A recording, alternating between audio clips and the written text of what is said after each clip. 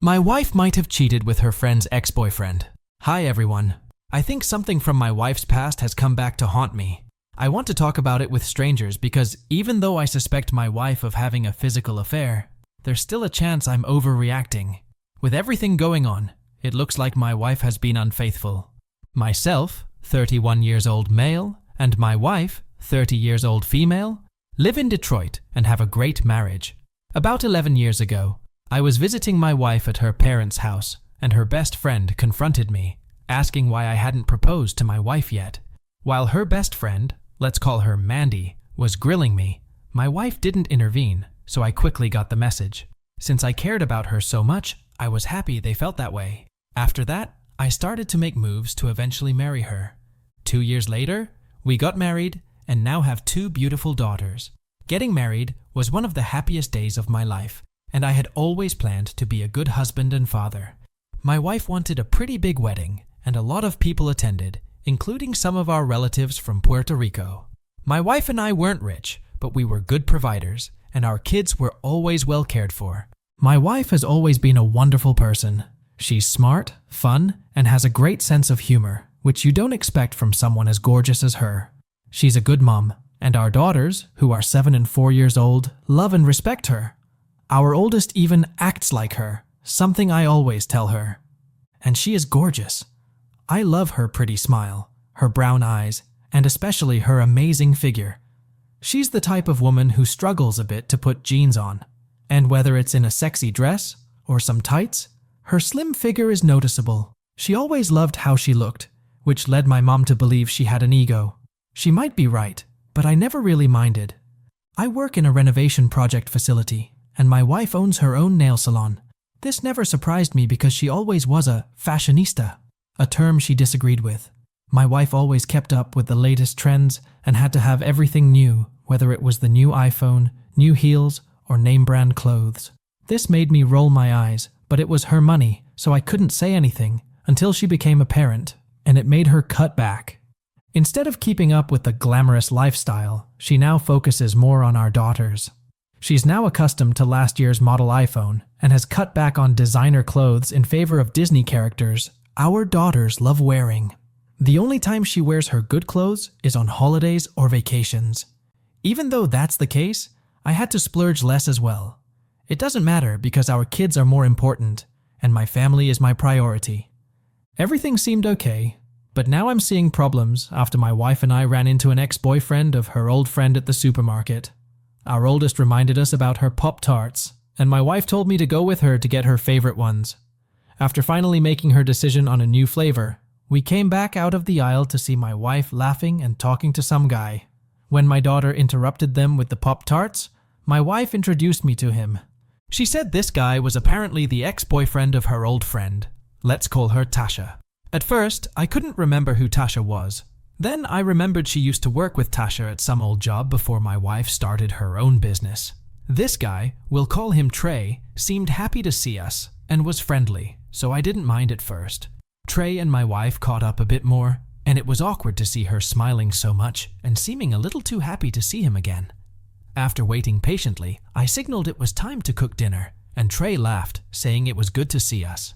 On the ride home, my wife told me how surprised she was to see him at the supermarket. She said she was more surprised that Tasha and Trey had broken up. I asked how long it had been since she spoke to Tasha, and she said about 4 years. After hearing that, I thought to myself that they definitely had lost touch. At first, I thought that would be the last I had heard about Trey, but as time went by, I noticed that Trey and my wife kept in touch. They would talk on the phone and also on her social media. He would mention me every once in a while, so I thought nothing of it because I felt included. They started talking more frequently, and the conversations got longer, even up to after hours, but I started getting suspicious when Super Bowl Sunday came around. On the day of the Super Bowl, my wife was talking to Trey on the phone when I asked her a question. After answering me, a little while later, she came to me and said Trey wanted to talk to me. Surprised, I took the phone and asked him what was up. He asked me if I was going to watch the Super Bowl, and I told him I planned to. When he asked me who I was rooting for, I said sarcastically, "The Lions." Laughing, he said he was too, and offered to watch the game with me. I told him that would be great, but we were going to have a bunch of kids over, and I doubted he would want to deal with that. Laughing again, he said never mind, and I passed the phone back to my wife. I thought that was the end of it, but a couple of hours later, my wife came back and said Trey wanted to talk to me again. He said if I could get away, there was a Super Bowl party a friend of his was having, and I could go and watch it with them. My wife told me she would call her brother and tell him to pick up his kids earlier, and we could go a little late, so I decided to go. After her brother came and got his kids, my wife and I got ready to go and arrived around the halftime show. While talking to everybody, I understood that the party was being thrown because somebody was a die-hard Cincinnati Bengals fan. The person who threw the party argued about who would win and wanted the Bengals to lose. He definitely got his wish, and the Bengals lost to the Rams, which stopped the guy from being a loudmouth. After having a good laugh at this guy's expense, we all just enjoyed the get-together. It was at this point where I started to get suspicious because of how my wife was interacting with Trey. I didn't like how she was all in his face, and I felt left out of the conversations. I thought it was because I wasn't being social enough and put myself into the conversations more. At some point, I asked him about why he and Tasha broke up. Trey said he and Tasha were just casually dating. They weren't really serious back then. My wife laughed and said she was surprised because Tasha really liked him. After a while, I said I had to go and get another Smirnoff and walked out to the porch where the cooler was. After mingling with some people on the porch, I went back into the house. Going back in, I was looking for my wife and saw them talking in a corner. I was about to walk over to them, but I felt a weird vibe about how they were talking. He was a little too close to her and was acting all predatory. I paused and stayed out of sight to see what was going on. He held my wife's hand, and she was giggling all shyly. After that, she walked into the kitchen, and he followed her while looking at her figure. All I could say was, "What the F?" But then I moved a little closer to get a good look in the kitchen. Standing by the sink, my wife was talking to some girl, and her back was turned away from Trey. While talking to my wife, the girl looked at Trey and could see that he was looking at her. I think she told my wife, and my wife looked back and smiled at him. Turning back to the girl, she continued their conversation, knowing that Trey was looking at her. Usually, I love the way my wife dresses, but now I was feeling very paranoid. My wife would talk to the girl, then look back and smile at Trey as he continued to take glances at my wife's figure in her yoga pants. And my wife wouldn't budge. She would just look at him as if she was saying, "I know you want me." Even though they would try to play it off, they would go back to looking at each other, and you would notice if you were paying attention. All I could think was, I hope I'm not seeing what I think I'm seeing. After the girl said something to my wife, she followed her back into the living room, and she ended up seeing me. She asked me what the guys on the porch were talking about, and I told her nothing much, and that I was ready to go. She said she wanted to stay longer, but I reminded her that her brother was still with our kids waiting on us so he could leave. After we said goodbye to Trey and everybody, we went back home, especially since we both had to work tomorrow. Riding back, I had to tell her what I saw. In the car, I told her it looked like Trey was trying to hit on her, and she acted like I was crazy. She laughed it off and said I was wrong. I left it alone, but I wanted to start paying more attention to them after what I saw. He was definitely looking at her. The more I paid attention, the more suspicious I noticed she was acting. She always had her phone. She always brought up Trey to me and to her best friend Mandy. Then she started handcuffing her phone, talking all the way into the early morning. One night, I asked her if she was still talking to Trey. She just shot me a look and said she was. After that, she hung up the phone after about 5 minutes. After a while, I got tired of her talking so late and asked her to talk in the daytime with him. And her excuse was she talks to Mandy then.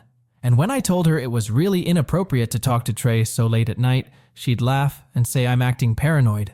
Everything I'd try to say, she would dismiss it and say I'm worried about nothing. All my questions did make her stop bringing up Trey, however. I guess she thought it would stop me from getting all upset. But it didn't. 2 days ago made me believe the worst.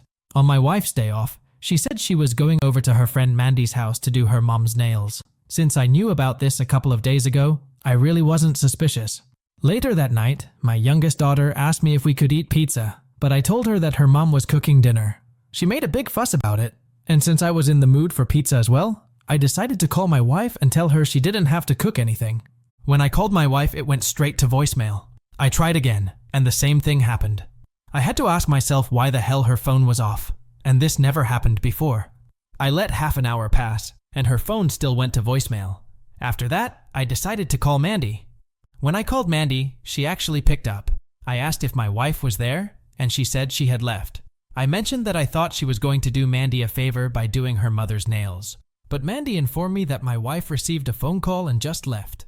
I inquired about who called, and she said she didn't know. But she was upset that my wife told Mandy to tell her mother to come by her nail salon tomorrow. This surprised me because Mandy was like a real sister to her, and hearing that this had happened was just messed up. After hanging up with her, I called around, and nobody had called my wife, leaving only Trey as the suspect in my mind. I got so angry I couldn't believe this was happening. At the Super Bowl party, Trey mentioned where he lived, but I didn't know the address, only the street.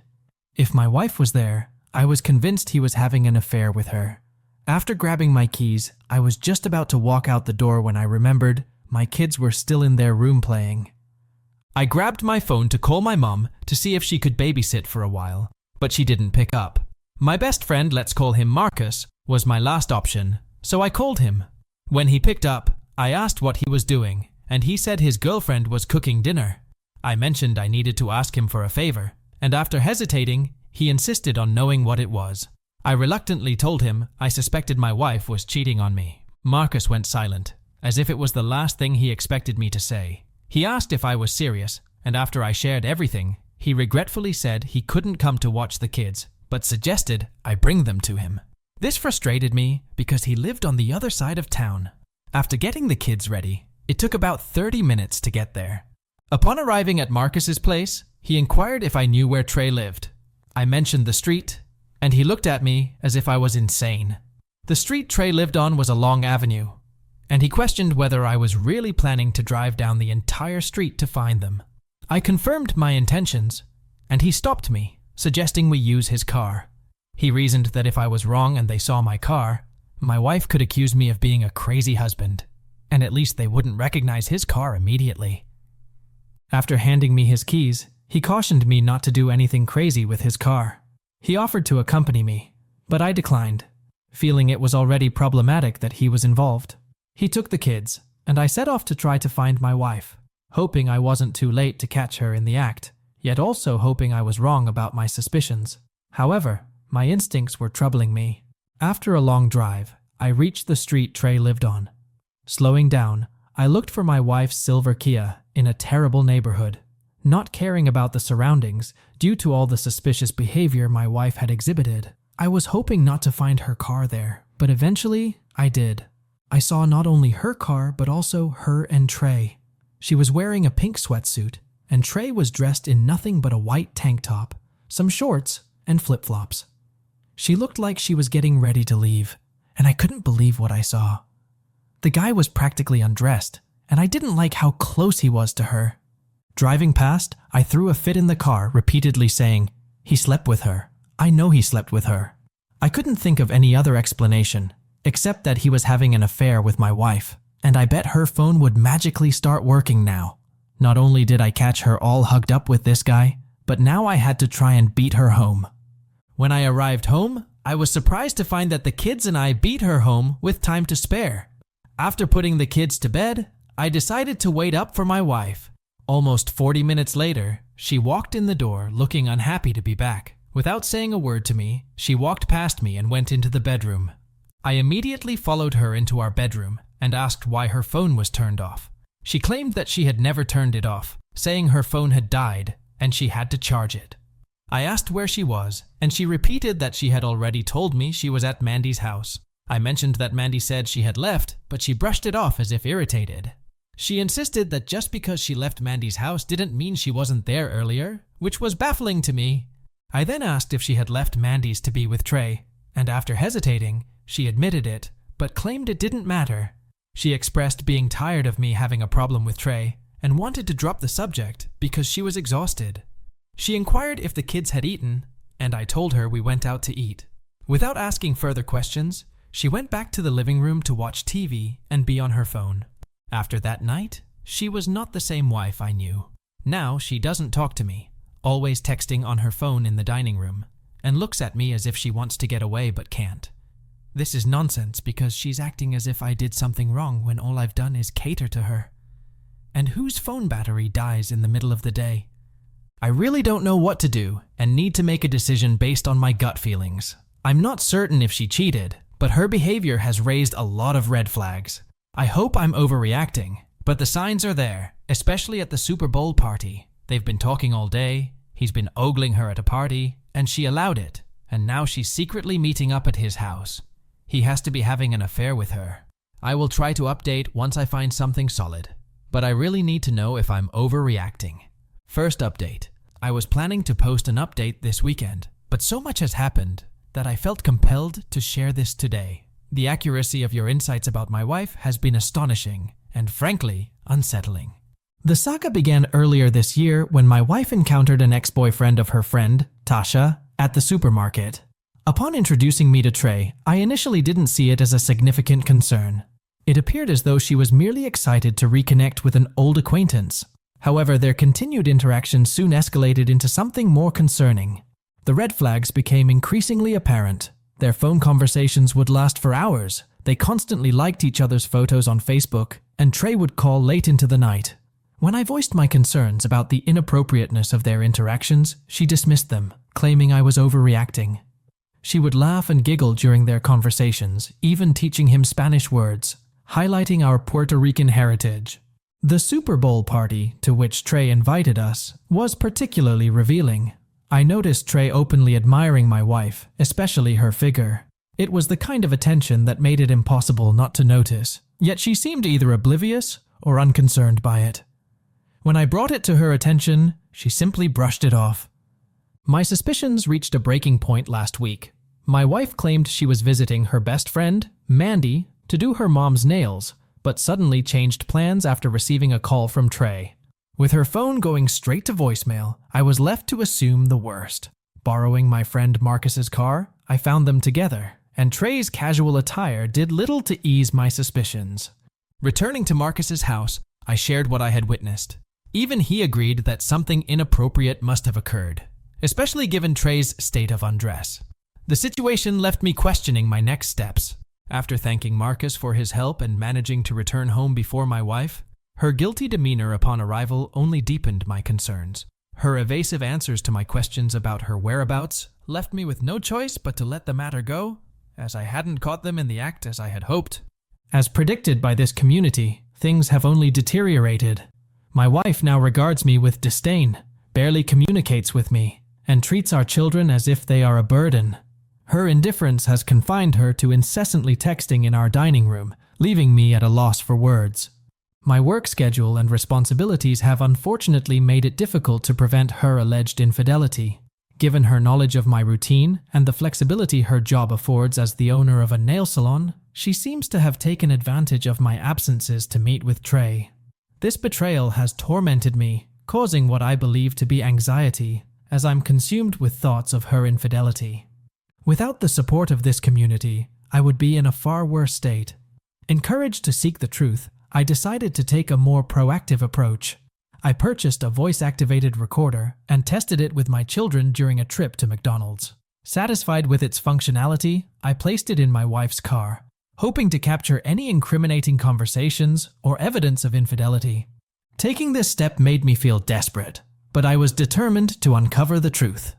This journey has been incredibly challenging, and I couldn't have navigated it without the support and advice from this community. Today, I finally confirmed my worst fears. Trey has been having an affair with my wife. My plan, as unconventional as it was, has revealed the painful truth of their betrayal. The most pivotal advice I received was to feign indifference towards Trey.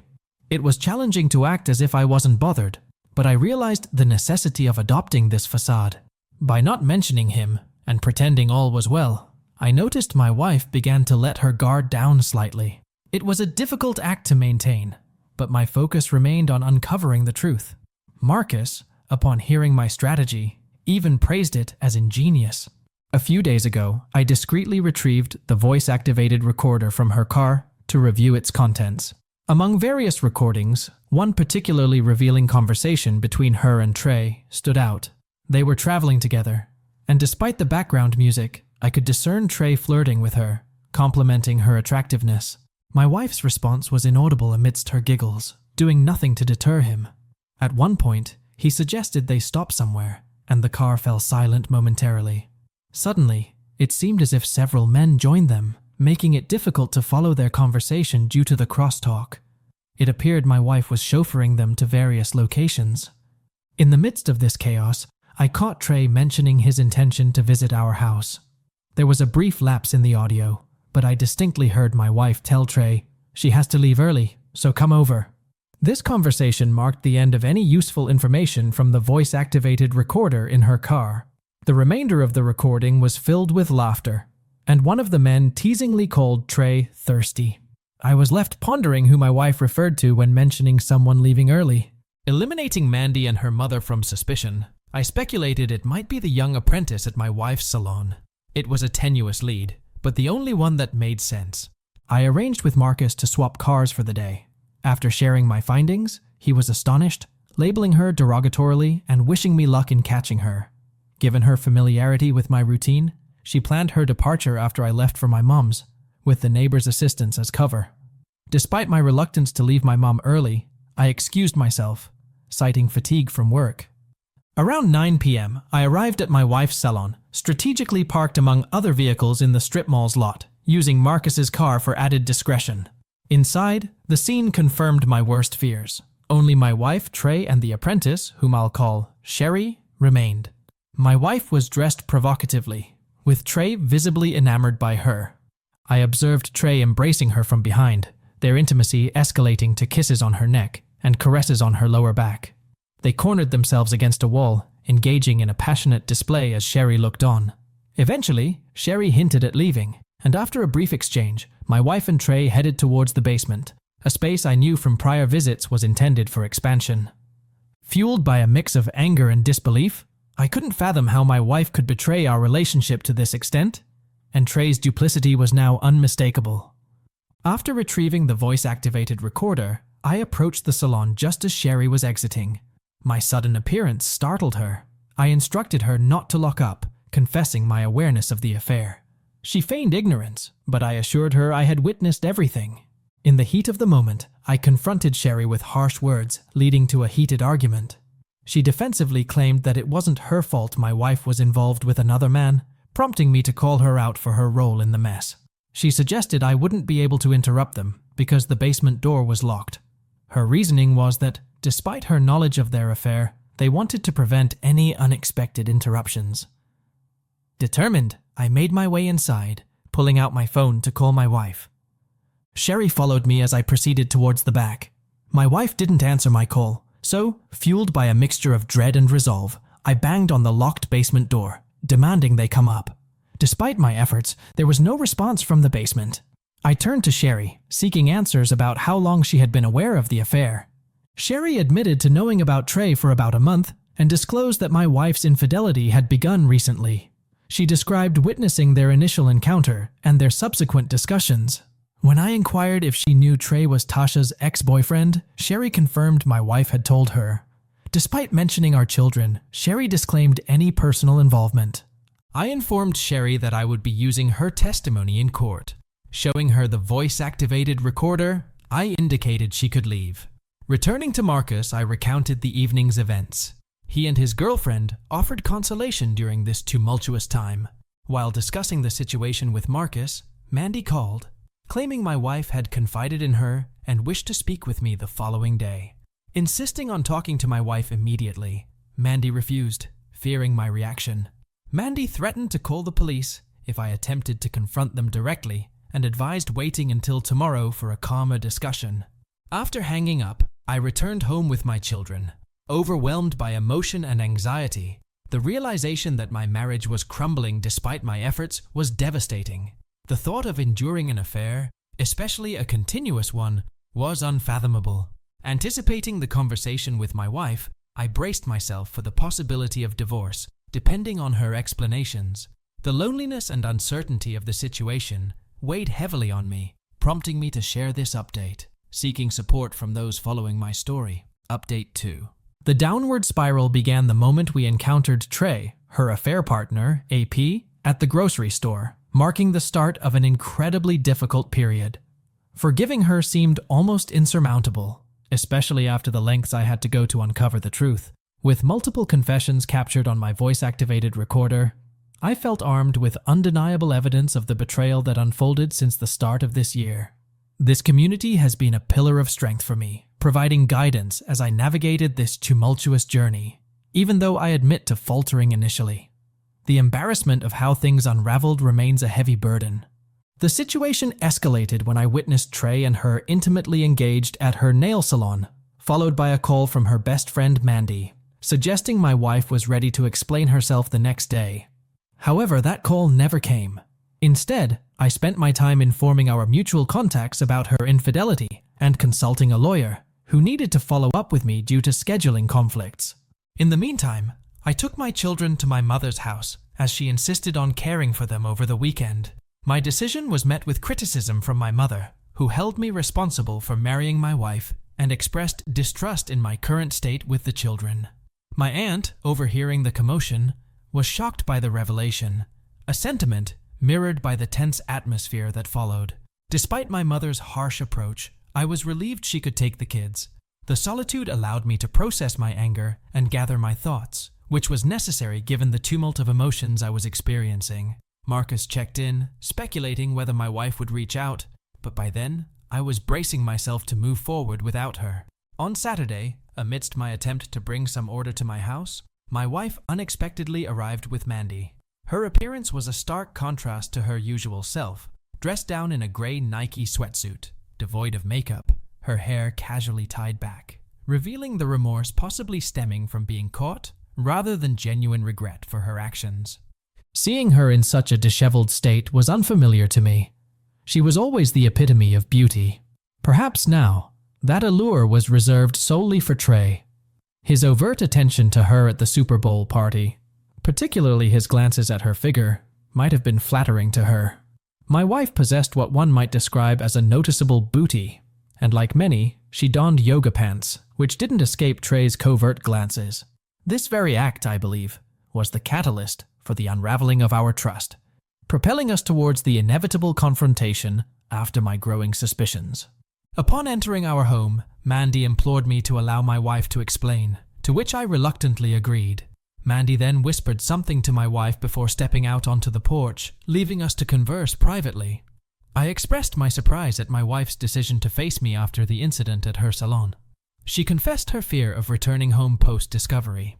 Inquiring about the children, she seemed disappointed to learn they were with my mother. Her frustration intensified when discussing Sherry's disclosure of the affair with Trey. I clarified that Sherry, caught in the act, had divulged everything in self-preservation. My wife mentioned a fallout with Sherry, who hadn't returned to work, but I dismissed this, focusing instead on the betrayal at hand. My wife attempted to defuse the situation, admitting her guilt and expressing remorse for her actions, although she regretted more so that I had uncovered the affair. She tried to justify her behavior by recounting how Tasha, a former colleague, had always praised Trey's virtues and shared their intimate messages, which intrigued her. This fascination was reignited when Trey visited their workplace, leading to an exchange of compliments and, eventually, their secretive communication. I questioned the initiation of their affair, particularly after our grocery store encounter, suspecting she hadn't volunteered her number to Trey. She confessed to giving it to him, which led to their flirtatious and sexual texting. This secret interaction extended to social gatherings with his friends. When I confronted her about the specific night she was supposed to attend to Mandy's mother, but instead was with Trey, I disclosed my knowledge of Trey's address, revealing my efforts to track her down. Her silence when asked if their relationship had become physical was broken only by repeated apologies, confirming my worst fears without a direct admission. She explained that Trey had invited her over under the guise of a casual gathering, but soon revealed he wanted her there alone. Despite realizing his intentions, she didn't leave, succumbing to his advances, which escalated quickly. My anger boiled over as I confronted her about ruining our marriage, to which she remorsefully acknowledged but didn't seek forgiveness. Instead, she shocked me by stating her desire to explore a relationship with Trey, admitting she had been infatuated with him even before our unfortunate reunion. Her confession that Trey's lack of seriousness with Tasha was a relief to her, and her admission to secretly hoping for an affair left me dumbfounded. She described their encounters as initially spontaneous, later becoming deliberate, all while harboring no regret during their intimate moments. Her rationale was a twisted notion of honesty, suggesting discussing her feelings for Trey would have been a more honorable approach than deceit. The revelation that she preferred Trey to the extent of dismantling our family for him was devastating. When I questioned the extent of her betrayal, including whether it involved Trey's friends, she dismissed me as irrational. Her role had seemingly reduced to chauffeuring Trey's acquaintances at his whim, a detail she nonchalantly confirmed. Her final blow was the declaration of wanting a divorce, justifying it by her inability to remain married while yearning for another man. I countered, highlighting the impossibility of her desires during Trey's relationship with Tasha and our ongoing marriage. She downplayed Tasha's potential reaction, oblivious to the degradation of her character in the eyes of a once close friend. She expressed a desire to conclude our marriage amicably, a sentiment that seemed more for her peace than mine. Her departure with Mandy, who intermittently interrupted our conversation, marked the end of our marriage discussion. In hindsight, her resolve to leave was perhaps for the best, sparing me the agony of a loveless marriage. Nonetheless, her delusions about Trey and their future together were pitiful. Adjusting to solitude in our shared home amplified my frustration and sense of humiliation. The ease with which she discarded our 9-year union raised haunting questions about the value of commitment and fidelity in contemporary relationships. When Monday arrived, I took a day off work to meet with a lawyer and filed for a divorce. Someone mentioned I could receive alimony from my wife's nail salon, and he mentioned that if the children want to live with me, that's feasible. My mother has been a significant help with the children, but I discovered my mother spoiled my children while they were with her, and also told them that my wife was leaving the family to live somewhere else. When my oldest asked me about it, all I could do was shake my head, thanks to my mother. I have had to tell them, and they did not take it well. Even though my mother did that, it worked in my favor. After picking up my children, we drove past Trey's house, and I showed my children that's where their mother wants to live. I asked my children if they wanted to live there with her. They both looked at the dilapidated house with a bunch of guys standing on the porch and said no. I asked if they were sure, and my oldest said, "Not for $1 million." I called my wife during my lunch break today and told her that I had already filed for the divorce, and she said okay. She mentioned she wanted to come over and talk to the children, and I told her my mother was picking them up from school today because I had commitments. My wife expressed a strong desire to talk to them, and I said when I get home, she can come over, and I'll ask my mother to bring them back after spending time with her. She asked to pick up the children directly, and I told her if she wants to see the children that badly, she should go over to my mother's house and pick them up. But that would not be the wisest decision she has made. My wife became upset and said I always hide behind my mother, and I told her if she wants to see the children, she should go over to my mother's house, that is, if she's bold enough. Giving a frustrated sigh, she hung up, clearly aware of how petty my mother can be. Since then, I haven't heard from my wife. I sent her one last text saying all we need to discuss from here on is about the divorce and sometimes about our children. Right now, I'm only thinking about my daughters' lives. Just because my wife gave up on them doesn't mean they're alone. I know for a fact Trey wouldn't plan on giving up his player lifestyle. I hope while she's busy receiving a facial from him, she would think about that. It's not my problem anymore. And like I said, I'll let her worry about what might happen. I really want to thank everyone here for the amazing support. I was definitely scared to go down this road, and it made me braver. I've read stories about people catching their significant others in lies, like I did. Even worse, some catching them in the act, which would have devastated me. I'm definitely coming back from this adversity one day. My wife was very flawed, and it showed through her being extremely selfish. How could she break all her standards for him and force me to abide by them? It's a question I've been hearing from good men lately, and it seems unfair. This is my last update, and I want to thank you guys one more time. Some individuals are just not meant for committed relationships.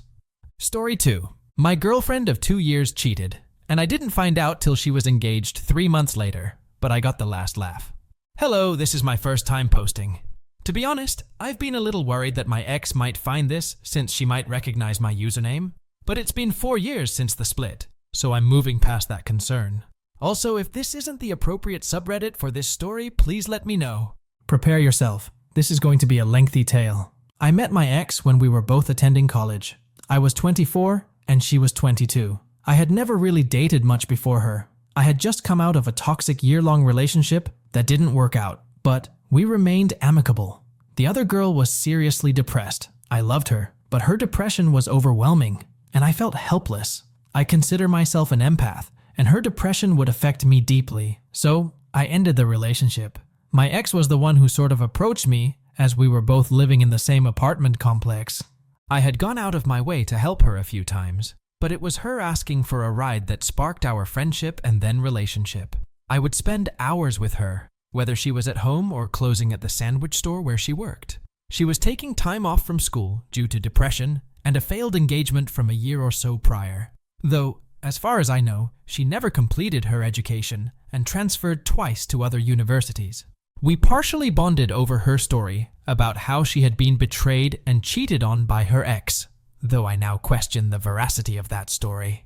We became inseparable. She introduced me to her parents only after 2 months of being friends with benefits. After a few months, I wanted to make her my girlfriend since I had no interest in other girls aside from her. She declined, saying she wasn't ready because of her past engagement. This should have been my first red flag, but I, like the fool I was, gave her a pass. We continued dating exclusively. Neither of us dated anyone else. A month later, I brought up our status again, because if we were exclusive anyway, why not just acknowledge what we were? She continued to resist. There were times during our relationship when things seemed perfect. She seemed to like everything I liked. We had similar goals and appeared to be a perfect match. However, sometimes I would notice backhanded remarks about me. She would sometimes compare me and talk about her different exes. We would occasionally fight over trivial things, and I would try to de-escalate, but she wouldn't have it. She would storm out of my apartment, and at times I would chase after her. She would become angry when I did that, saying I should give her space. So, the next time she did that, I wouldn't chase after her, and then she would accuse me of not caring about her. She also began to gaslight me about certain things I remembered her saying, though at the time, I didn't know what gaslighting was. But like a sucker in love, I went along with it. Many of my friends would remark that I could do better when I spoke about her. They said she didn't treat me right, but I just brushed it off. People, listen to your friends. They usually are looking out for you. After dating for a year, I would still bring up becoming official boyfriend or girlfriend, but she was still resistant. She would say she wasn't ready, but insisted I was the best guy she had ever dated. All of her friends knew we were dating, but to be honest, I didn't like them. She would invite me to hang out with them, but they were very cliqué, and I'm not like that. Also, they had a cat, and I'm allergic, so I would use that as an excuse. As time went on, we would go on dates, and she would call me every night. We would stay on the phone all night until one of us woke up the next day. She said my presence was comforting and helped her with her depression. We continued to have problems at times, where she would even become physical. She slapped me hard on 2 occasions. Both times were not because we were fighting, but because she thought it would be funny. Each time, I told her that was disrespectful and that since I would never do that to her, I expected the same in return. During one of our fights, she once stated, "My roommate knows all the guys who would be willing to be non-committal makeouts in the complex, so I don't really need you." But finally, after a little over a year of dating, she agreed to be my girlfriend or boyfriend. But I noticed that she seemed to keep it a secret from everyone except her family. I thought it was strange, but having gotten what I wanted, I paid no attention to it. I'm going to insert this here and say there were times I wasn't a perfect significant other. I also deal with depression, and the stress of work, school, family, and her became too much at times. I lashed out but never physically hurt her. I would point out the things she had done that were hurtful to me. We broke up several times. Sometimes I would initiate the breakup, and sometimes she would. But each time, one of us would relent and come back to the other. One time, I was a bit manipulative and self-harmed to show her how much it was hurting me. She had also self-harmed and expressed being suicidal during our dating. And to be totally honest, I got the idea from her. I was truly in love with her, and she told me she felt the same about me. We discussed marriage, children, and where we would live, among other things. During this period, she moved twice, first to an apartment down the street and then to her parents' house about an hour north. While she lived in the apartment down the street, she threw a party. When it was over, none of her friends stayed to help clean, just me. She told me this was proof I'd make a good husband. After her move to her parents, I would visit her almost weekly. However, I began to notice a bit of distance at times. Her replies to my texts and calls became slower and slower. But if she called or texted me, she expected a quick reply. Whenever she needed me, I would come to her, even at 1 a.m. when I had work and school the next day. So, after a couple of months, I began to suggest getting engaged, but then she started to do the same thing she had done with becoming boyfriend or girlfriend. She would use her depression from her past relationship as an excuse. Then she asked if we could go back to casually dating. This was the dumbest thing I had ever agreed to. I thought this would show her that I was the right guy for her. Over the next few months, she would go on dates but tell me about them and how much better I was than those guys. I continued not to date anyone else because I was a sap, in love with her. However, I had told her if she found someone she wanted to pursue, I would end our relationship, and she could go after him. But then, after talking to my friends and family, I had a realization. Why was I doing all this for her when she wasn't even my girlfriend anymore? So I told her, and she agreed that any physical relationship would end until we got back to being exclusive. Except it didn't end. We would go on dates, and she would guilt me, pressure me, and I would give in. She would then immediately afterward become angry, asking why I couldn't resist. Why didn't I stop her? She became very abusive and hurtful.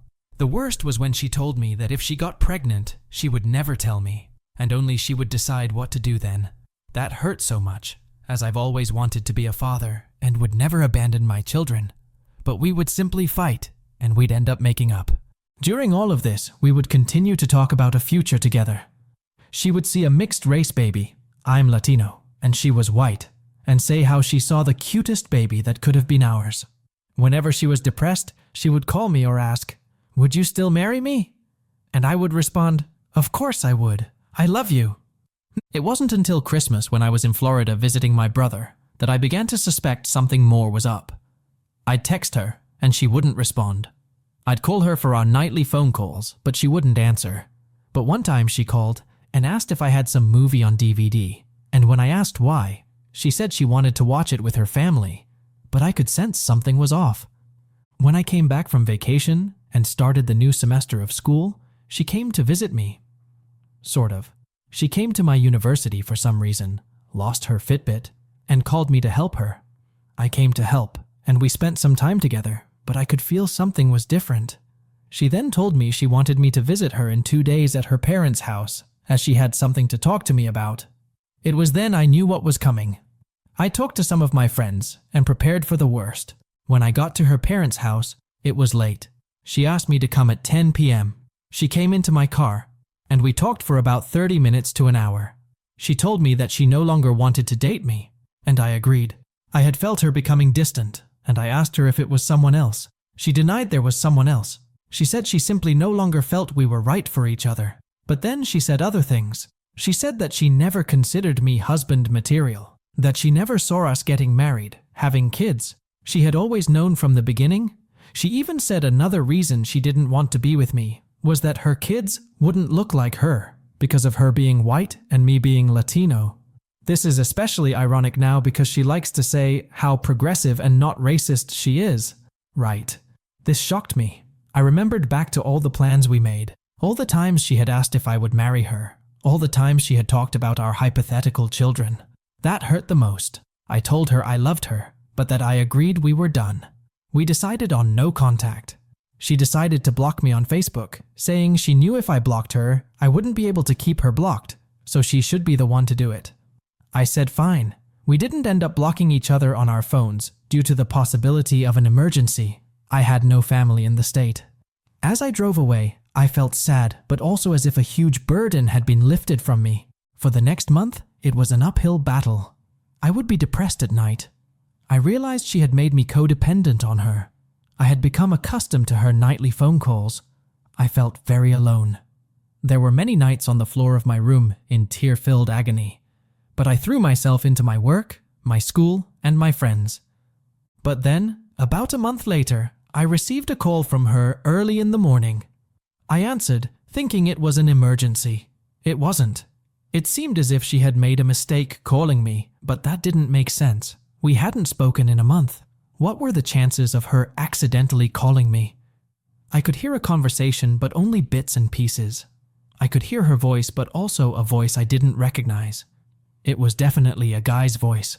I heard something about snow, and I swear I heard my name mentioned, but then the call ended. I know I shouldn't have, but I reached out to a few friends and heard she had started dating someone. I then reached out to her, I know I shouldn't have, and asked if she was all right. It took a few days for her to respond. She then said she wanted to speak to me. She said she really missed my friendship, and for a few minutes we spoke as if nothing had changed. She told me she had started seeing someone. I told her I had heard, and she asked how, and I told her from friends. By then, I had seen a picture of the guy. She began talking about him and his flaws. I just listened, but I began to feel weird about it. She then spoke about his hair being weird, and I responded, "Yeah, it is a bit," but I guess she had been speaking about his hair years ago, and then began to question how I knew what his hair looked like back then. I responded, "Sorry, I thought you were talking about now." She then told me that she had recently been getting a lot of random friend requests on Facebook, and she asked if they were from me.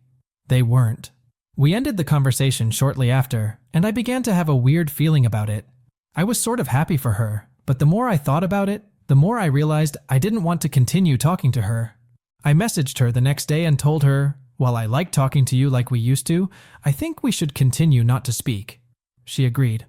I then proceeded to block her number.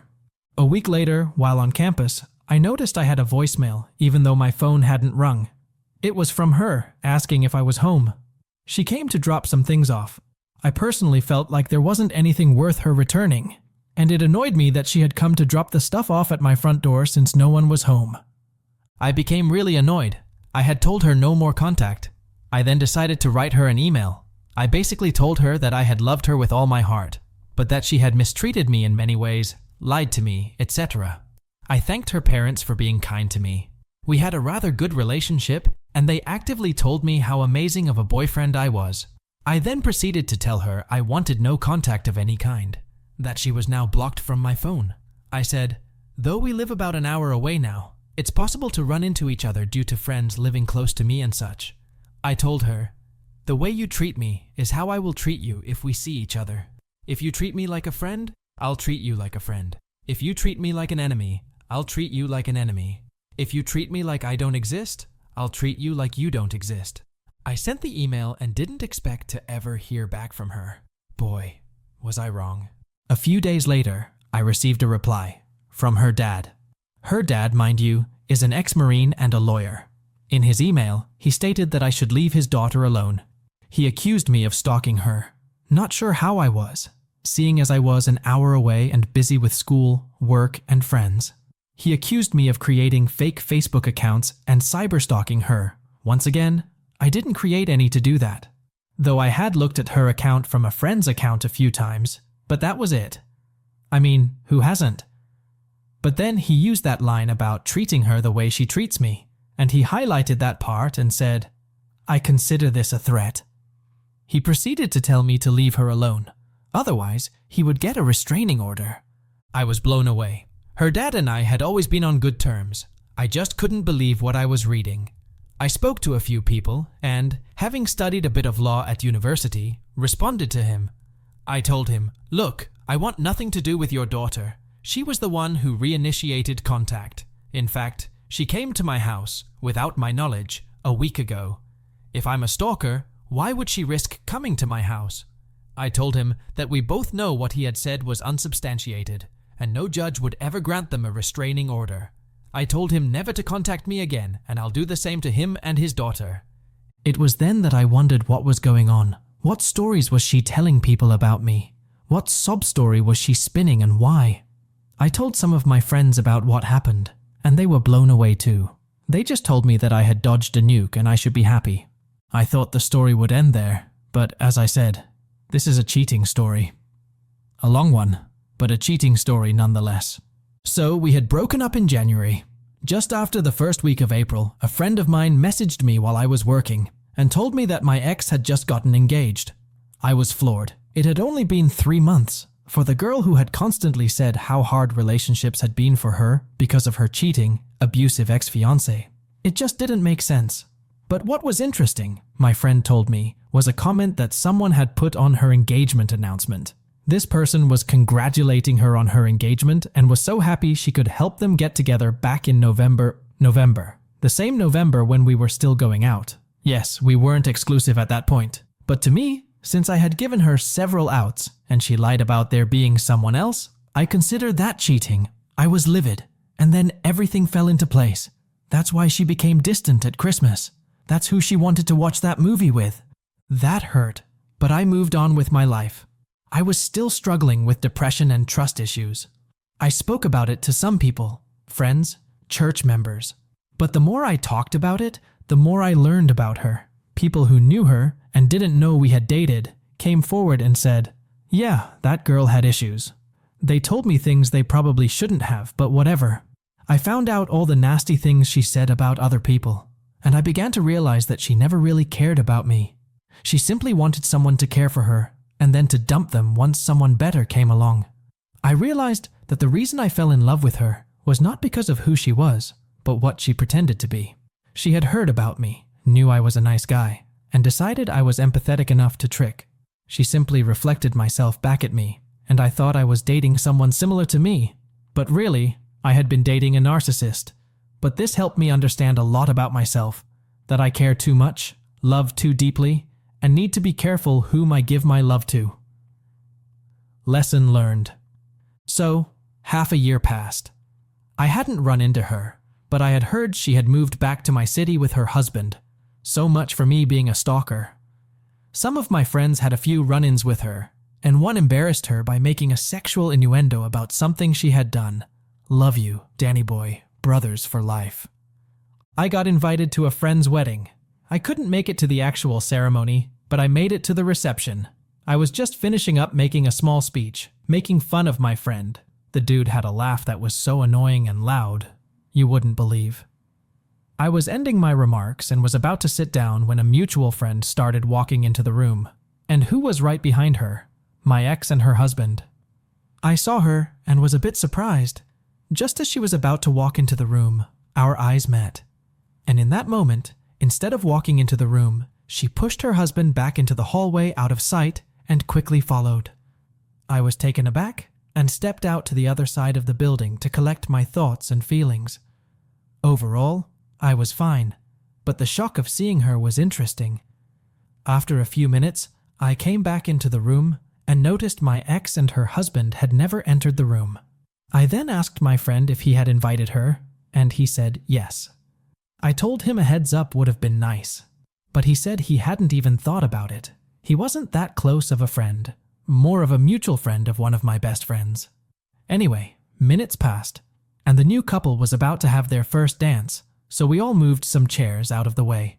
I happened to be on one side of a door, putting chairs away, when my ex came through that exact door, saw I was right next to her, and ran to the other side of the room with her husband in tow. We avoided each other the rest of the reception except for a couple of glances, but in that moment, I felt whole again.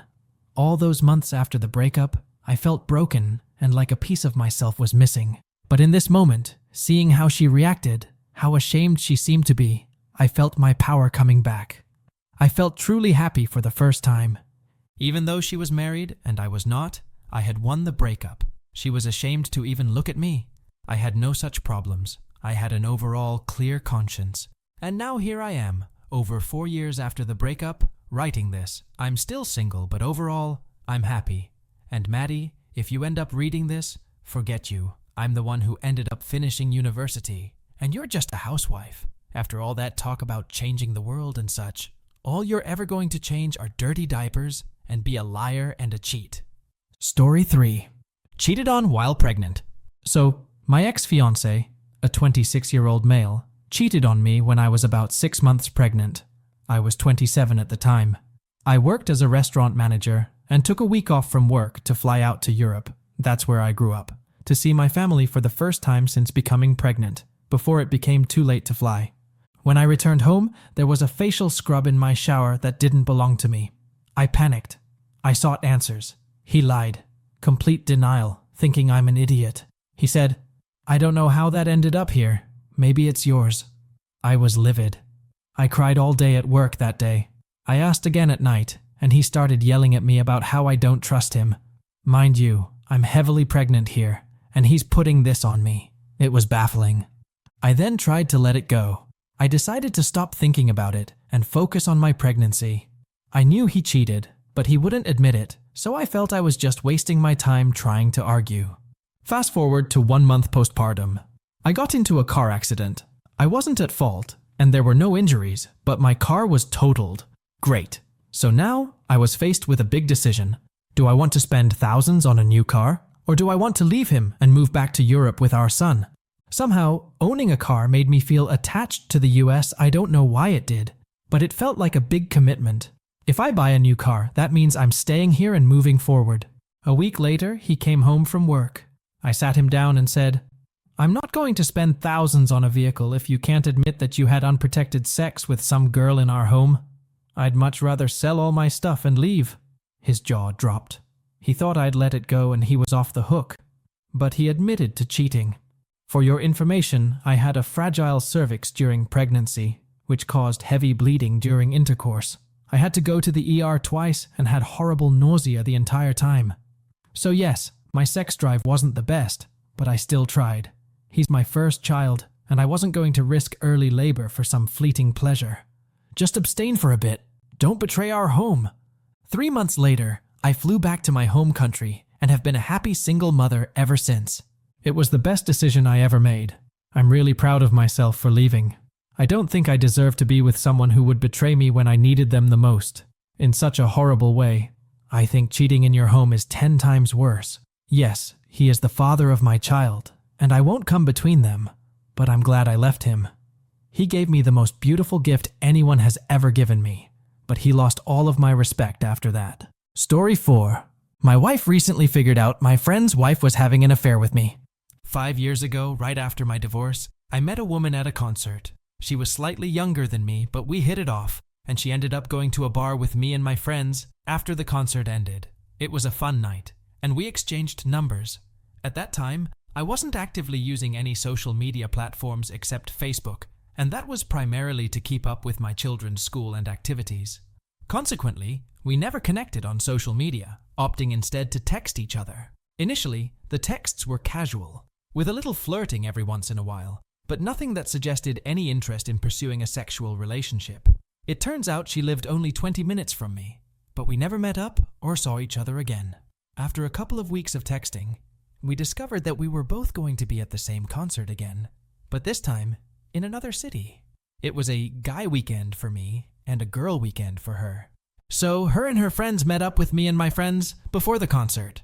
We did a little bar hopping together. Her group was younger than mine, and I was the only single person among my friends. We noticed that none of the women were wearing wedding rings, leading us to assume they were all unmarried. They were all younger than us, and there didn't seem to be much interest beyond friendship. That was fine with me. At the time, I wasn't looking for a relationship anyway. After visiting a couple of bars, we went to the concert.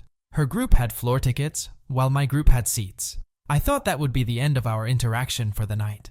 After the concert, my friends and I went to a bar, and then to our hotels. Shortly after I arrived at my room, the woman texted me, asking if I wanted to join her for some more drinks. She was at a place close to my hotel, so I agreed. Expecting to see her and her friends, I was surprised to find it was just her. We ended up heading back to my hotel before I even finished my drink. It was a memorable night. Once we returned home, she started visiting my house during the day. I have a flexible job and usually work from home. She traveled around the area for her job, so she had time to visit during the day. She would come over after my children went to school and leave before they returned. Some days, she was at my house almost the entire time my children were at school, even if it wasn't my designated time with them. However, she never came over at night or during the weekends. It was strictly a friends with benefits type of relationship, which was perfect for me. I was deeply involved with my children, even coaching 2 of their teams, so it never interfered with my time with them or my friends. Moreover, I wasn't seeking a relationship. especially not one with someone younger who might want children, as I was done having kids. I was upfront with her about my feelings, and she was understanding. She mentioned she wasn't looking for a relationship either. This arrangement lasted for almost a year. Eventually, I met someone who is now my wife, and I ended things with her. She took it well, and we never texted each other again.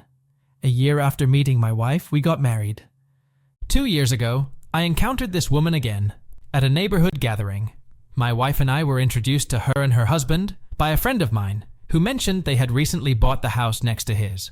When we first saw each other, there was no awkwardness. We simply smiled and said hello. I shared our past with my wife that night. My wife is very understanding, and we both acknowledge that we have had past relationships, so it was not a big deal. Her husband turned out to be a great guy, and he started hanging out with my group of friends. This year, he joined one of my fantasy football leagues. Consequently, he sent me a friend request on Facebook. After I accepted, he also sent a friend request to my wife. Curious, my wife looked at his profile and inquired about the timeline of my friends with benefits relationship with his wife, which was 5 years ago. She pointed out a recent post indicating that he and his wife had been married for 8 years. Story 5. Married for 19 years before my wife cheated on me. I will be 75 this July, and I have seen a lot of things. I wanted to share my story with the younger generation before, quite frankly, I die. I have lung cancer and do not expect to be around much longer, so this information needs to get out there. I got married when I was 18, in 1964. It feels like I am not even the same person anymore. I used to be in good physical shape, and now I am stuck in a wheelchair. My wife and I both had to work full-time, since I did not have the income to support both of us. I worked in construction, and she cleaned hotel rooms. We never had any children, but we still had time to ourselves on the weekends. I do not think we ever argued, but this was so long ago I am losing details. However, we did not have any issues getting along. Over the years, I started to make more money, and she was able to quit her job and stay at home. I would work longer nights though, and our marriage turned more into a friendship, honestly. We rarely had sex, and although I still loved her, I felt like it was different. We did not spend enough time together towards the end. I take the blame for leading us down the wrong road with my job. As you will read later on, this was not the only issue, but still, I should have addressed this situation while I still could have. One night, I got back from work, and at first, everything seemed normal. Dinner was ready, and we had the TV set to baseball, my favorite back in the day. I talked to her in the kitchen for a little and went to my room to change out of my work clothes. When I went in there, I found a box of condoms on my nightstand. I started to panic because I had a vasectomy years before this and never used condoms. I immediately asked my wife about them, and she could not think of an explanation in time. She started crying and came clean about the cheating. She had invited her friend from work over for sex while I was out and apparently forgot to get rid of the condoms. I am not ashamed to admit I was crying as well after hearing that. I tried to find out why she did this, and she said she just was not attracted to me, was lonely, and never enjoyed our sex. I did not know what to say and ended up leaving. We got divorced after 19 years of being married. In my 40s, I was a disaster. I lost all confidence and motivation to go on. I started drinking and eventually became an alcoholic. It took me until my 60s to kick this habit. I could not look at myself in the mirror while thinking I was a failure of a man. I wanted to date again, but I just thought the same would happen again. It never occurred to me that I was bad in bed, and I really did not have any good answers. My skin started to wrinkle a bit, especially on the back of my legs, but I took pride in maintaining my figure for a while, and when I had sex during our marriage, I swear she enjoyed it. I kept my tough guy appearance through my 30s and would still wear my bandana during sex, which was a turn-on for her. I was generous and always went down on her when she wanted me to. I used cock rings to maintain erections, and I could always orgasm extra hard, which was a fetish of hers. If I tried my best, by definition, I could not do anything else. As time went by though, I started to think about the idea that at an older age, sex was not too important. And about 5 years ago, I started dating again. We do not have an active sex life, but she assured me that there was nothing wrong with me. I remarried last year, which made me so happy, but unfortunately, that is when I got my cancer diagnosis. Since then, I have lost a lot of energy, and my new wife is the only one that keeps me going. We are trying chemotherapy, but the future looks bleak. In my remaining days, I want to share some knowledge I have collected over the years to make the world a better place. My mental abilities are also slowly waning, so I need to do this before it is too late. I hope all reading this can learn something from me to make their life better.